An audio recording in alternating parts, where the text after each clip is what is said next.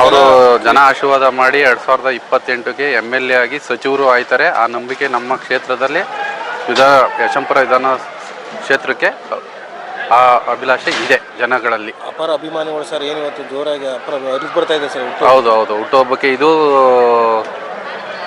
Starting. ಇನ್ನು next year ಇದಕ್ಕಿಂತ double ಆಗುತ್ತೆ.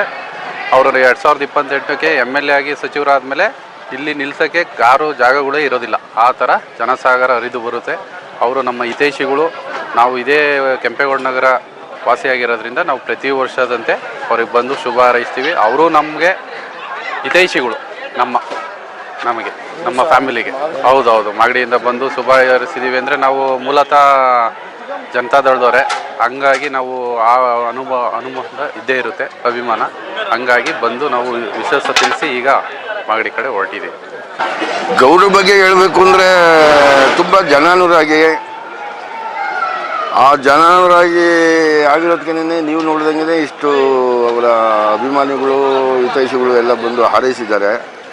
ಅವರಿಗೆ ಇನ್ನೂ ಹೆಚ್ಚಿನದಾಗಿ ಅಧಿಕಾರ ಅಂತಸ್ತು ಸಿಕ್ಕಿ ಎಲ್ಲರನ್ನೂ ಸಮವಾಗಿ ನೋಡಲಿ ಅಂತ ನಾವು ಅವರಿಗೆ ಹಾರೈಸ್ತಾ ಇದ್ದೀವಿ.